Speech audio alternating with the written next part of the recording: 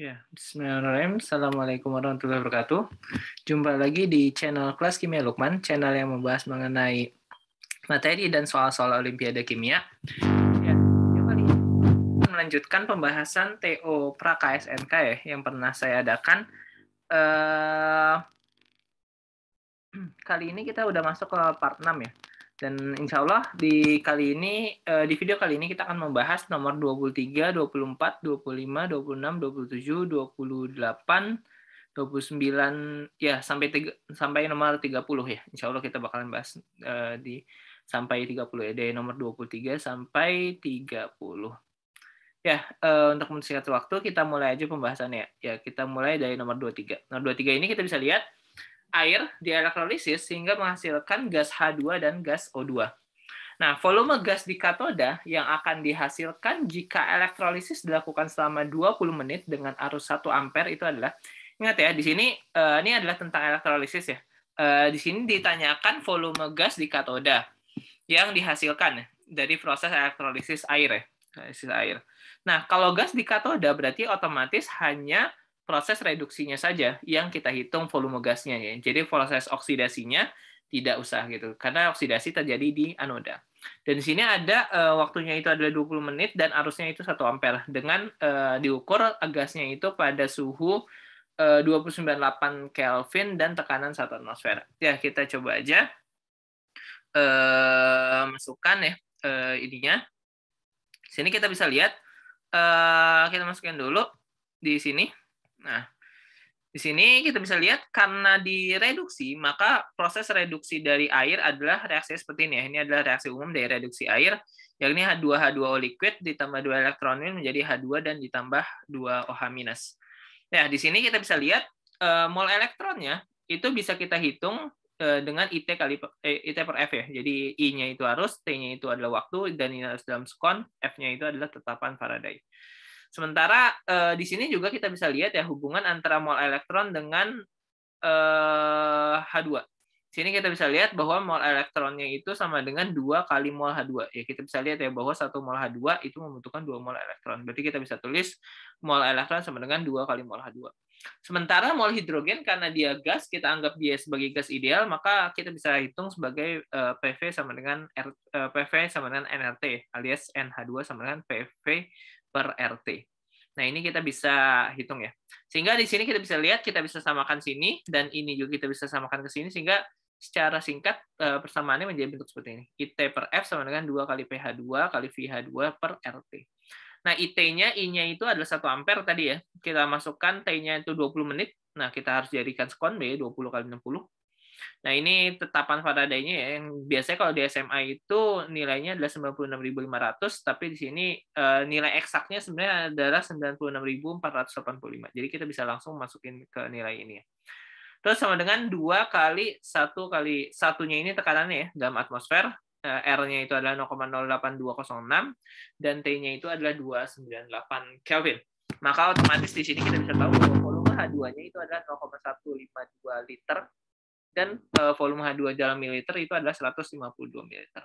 Dari sini kita bisa lihat jawabannya itu adalah C. Nah, kita bisa lihat ya di sini jawabannya adalah C. Nah, di sini ya. C ya. Oke, sip. Ya, nomor 23 itu soal tentang elektrolisis ya. Soalnya sederhana ya. Kita tinggal menghitung saja pakai hukum Faraday seperti itu. Nah, itu untuk nomor 23. Nah, nomor 24 ini soalnya tentang stoikiometri ya. Reaksi antara logam rubidium dengan oksigen, rubidium itu Rb, dan oksigen O, menghasilkan komposisi senyawa dengan komposisi 72,76% rubidium dan 27,24% oksigen. Rumus oksida tersebut adalah, nah, di sini kita bisa lihat untuk menyatakan rumus oksida kita bisa bandingkan antara mol zat dalam hal ini mol rubidium dengan mol oksigen ya. Kita bandingkan saja molnya, itu kita akan dapat rumus empirisnya. Nah, di sini kita bisa lihat karena di sini adalah massa rubidium dan AR rubidium ya, massa rubidiumnya itu kita bisa anggap bahwa total massa dari molekulnya itu 100 gram. Nah, kalau misalkan total massa dari molekulnya itu 100 gram, maka persentasenya itu kita bisa jadikan sebagai massa dari zat tersebut. Misalkan tadi persentase rubidium adalah 72,76%, karena massa totalnya ada 100 gram, kita bisa asumsikan seperti itu, maka massa rubidium adalah 72,76 gram. Dan AR rubidium adalah 85,5, dan ini massa oksigen 27,24, dan ini air oksigen adalah 16. Sehingga di sini kita bisa dapat adalah 1:2 ya. Jadi mol rubidium dengan mol oksigen itu 1:2. Dengan kata lain, rumus empiris yang bisa terbentuk adalah RbO2. Oke, RbO2. Sehingga dari sini kita bisa lihat dia adalah bentuknya D. Nomor D. Oke, 24D. Nah, ini untuk nomor D. Jadi ini rumus molekul sederhana ya, stoichiometry molekul sederhana. Jadi harusnya sih teman-teman baru bisa. Nah, sekarang nomor 25. Nah, 25 itu ion raksa 1 dapat dibentuk dengan mereaksikan raksa dengan asam nitrat pekat sesuai dengan reaksi. Nah, ini belum setara ya, alfa Hg dan sebagainya. Nah, ini tinggal kita setarakan saja ya melalui teman-teman bisa banyak ya metode setara, ada metode redox, ada metode setengah reaksi, ada metode apapun ya. Tapi yang di sini kita bisa lihat di sini Hg-nya itu menjadi Hg22+ ya. Dengan kata lain Hg-nya dari 0 menjadi +1. Berarti dibutuhkan 1 elektron untuk tiap Hg. Karena di sini ada 2 Hg, maka dibutuhkan 2 elektron. Sementara nitrogennya sendiri itu terjadi reduksi. Ini dilepaskan ya, dilepaskan 2 elektron. Sementara untuk reduksinya dari +5, nitrogennya ini +5. Ini kita bisa lihat nitrogennya itu +5, ini dengan nitrogen +2. Berarti akan dibutuhkan 3 elektron. Nah, berarti otomatis ini dibutuhkan 2 elektron untuk oksidasi, dibutuhkan 3 elektron untuk reduksi. Maka KPK-nya, jadi supaya kelipatannya itu sama semua, berarti kita butuh 6 elektron untuk oksidasi dan 6 elektron untuk reduksi. Dengan kata lain, kalau 6 elektron untuk oksidasi, maka di sini pasti 6, karena berubah dia dari 0 menjadi +1, di sini pasti 3 ya, karena di sini udah masing-masing +1, dan di sini pasti jadi karena ini berubah 3, berarti ini 2, ini 2. Berarti 6, 2, 2, 3. Nah, berarti ini jawabannya E. Kalau misalkan kita mau setarakan juga nggak jadi masalah sih. Bisa aja kita setarakan langsung. Di sini kita setarakan, kita dapat di sini 8H+ tambah 6Hg tambah 2 nitrat NO3- ditambah menjadi 2 NO gas ditambah 3 Hg22+ aqueous. Bukan gas nih, harusnya aqueous.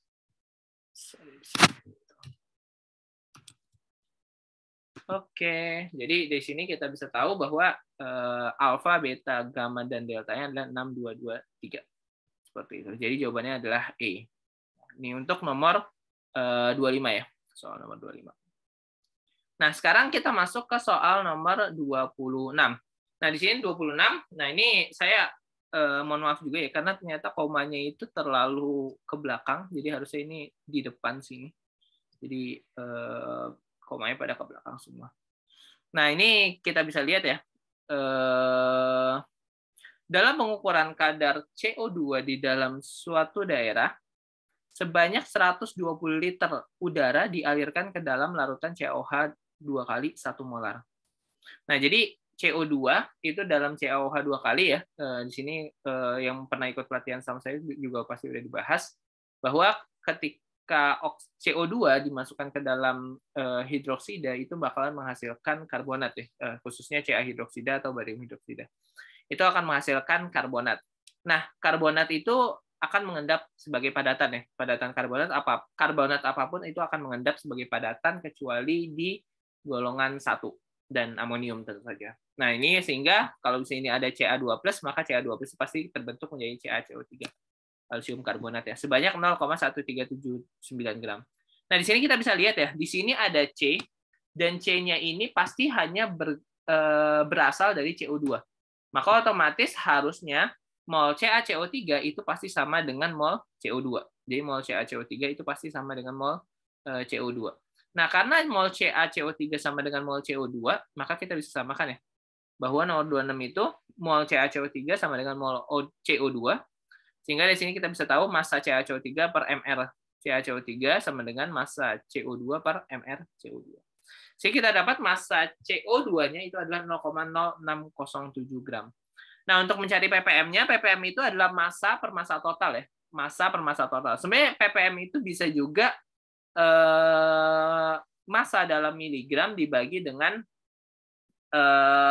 volume dalam liter.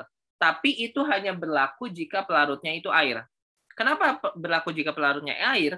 Karena massa jenis air itu adalah 1 kg per liter atau 1 kg per liter ya. 1 kg per liter, maka otomatis ya bisa diterapkan gitu. Sementara kalau di sini CO2-nya itu dibandingkan dengan massa udara. Oke, jadi bukan massa air, tapi dibandingkan dengan massa udara.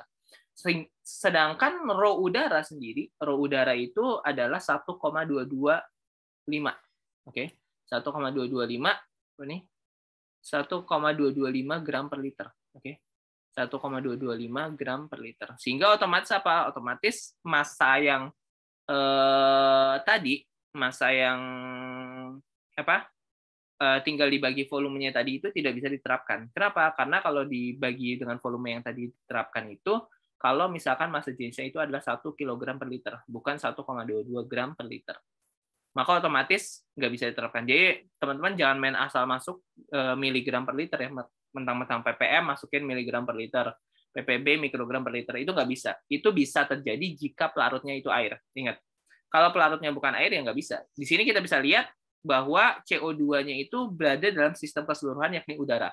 Maka kita harus menggunakan massa udara. Sehingga kita harus mengkalikan antara volume udara yakni 120 liter dengan rho udara yakni 1,225 gram per liter. Nah, sehingga kita kalikan di sini ppm CO2 sama dengan massa CO2 dibagi dengan massa udara. Ini 120 kali 1,225. Nah, ini dikali 10⁻6 ya. Sehingga kita dapat bahwa ppm CO2 itu adalah 413 ppm. Ya, sekitar 413 ppm lah ya. Nah, berarti jawabannya itu yang paling mendekati ya ini, C, 26C. Seperti itu. Ya, jadi ingat ya, nggak bisa kalian main mentang-mentang volume udara itu 120 liter, kalian langsung bagi miligramnya dibagi dengan 120, itu nggak bisa. Gitu. Kenapa? Karena kalau bentuknya seperti itu hanya bisa dilakukan jika rho-nya itu adalah 1. Jadi nggak bisa ya. Makanya di sini dibagi massa total dikali 10⁻6. Maka kita dapat sini 413 ppm. Ini untuk 26.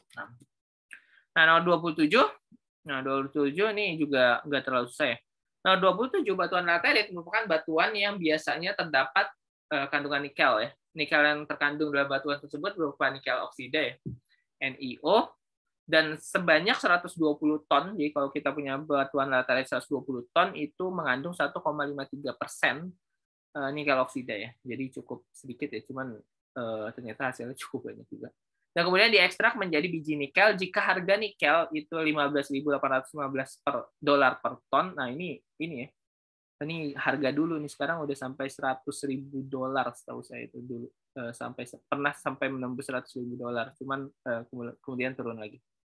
Nah, ini pernah sampai 100.000 dolar ya, makanya sekarang kurang tahu harganya berapa. Saya nggak memperhatikan harga nikel sekarang. Makanya nggak heran saham-saham nikel pada naik karena harga nikelnya dulu ini saya bikin soal sekitar tahun 2 tahun yang lalu, jadi awal-awal sekitar 2020 ya. 2020 itu 15.815 dolar per ton, sementara sekarang itu bisa sampai 60.000 dolar per ton. Nah, ini cukup tinggi ya sekarang perubahannya harga nikel. Nah, kembali lagi ke soal. Di sini kita punya batuan laterit 120 ton, itu mengandung 1,53% nikel oksida. Nah, berapa total pendapatan kita kalau misalkan sekali nambang nikel dengan 120 ton batuan laterit itu. Nah, kita cari di sini. Di sini massa nikelnya itu tentu saja 1,53% ya. Dikali 120 ton, kita dapat massa nikel oksidanya, dan massa nikelnya itu adalah AR per MR dari nikel oksida. Kita dapat massa nikel bersihnya itu adalah 1,443 ton. 1,443 ton, jika harga nikelnya itu 15.815 dolar per ton, maka kita bisa dapat pendapatan itu 22.821 dolar ya. Jadi sekali penambang itu kalau 15.000, kalau 60.000 ya 4 kalinya sekitar 88.000 dolar itu sekali nambang dengan 120 ton tanah laterit. Ya, jadi jawabannya ada 22.821 ya. Yakni D, 27D. Nah, ini ya. Oke, 27 itu D. Nah, 28 di sini kita bisa lihat gugus fungsi yang terdapat dalam senyawa di atas adalah, nah di sini kita tahu di sini adalah gugus fungsi keton ya. Ini adalah gugus fungsi keton. Ini adalah alkohol. Nah, ini adalah ether. Nah, ini adalah ester siklik ya, biasanya disebut sebagai lakton. Ini amina. Jadi yang bisa mencakup itu semua ya B. Jadi jawabannya adalah B. Nah, nomor 28 jawabannya adalah B. 28 itu B. Nah, sedangkan 29 strukturnya seperti ini ya. Jadi kalau misalkan kita lihat struktur dari molekulnya itu seperti ini, kita diminta untuk memberikan nama dari molekul ini. Nah, kita harus tahu karena di sini ada gugus OH, maka otomatis OH-nya itu menjadi prioritas dan dia harus masuk ke dalam rantai dengan nomor paling rendah. Dan sini kita dapat bahwa OH-nya itu bisa kita nomorin paling rendah adalah nomor 1. Jadi sini kita nomorin 1, 2, 3, 4, 5, 6. Yang paling panjang ya. Yang paling panjang itu adalah 6 rantai, berarti heksanol. Heksanol, dan ini di cabang di nomor 2 ada cabang etil, berarti 2 etil. Cabang nomor 3 dan 4 itu ada metil, berarti 2 etil, 3, 4 dimetil, dimetil heksanol. Dan jawabannya adalah B. Seperti itu ya. Nah, itu B ya. Dan yang terakhir nomor 30, tentukan hasil reaksi di atas. Ya, ini mudah ya. Karena hasilnya adalah Markov-Nikov, maka otomatis hasil reaksinya adalah B. Ini 30B. Ya, itu pembahasan dari nomor 23 sampai nomor 20. Sampai nomor 30. Selanjutnya, insya Allah di part selanjutnya itu akan kita bahas nomor 31 ya. Mudah-mudahan sampai ke 40. Supaya jadi part terakhir besok. Ya, bukan besok sih. Ya, nanti di video selanjutnya insya Allah. Ya, mungkin sekian aja dari pembahasan kali ini. Jangan lupa di like, comment, dan subscribe. Oh ya, buat teman-teman yang merasa dalam pembahasan ini ada kesalahan, silakan dilibas saja kolom komentarnya atau mau di DM ke saya juga nggak jadi masalah. Ya, terima kasih. Sampai jumpa di video-video selanjutnya. Terima kasih. Wassalamualaikum warahmatullahi wabarakatuh.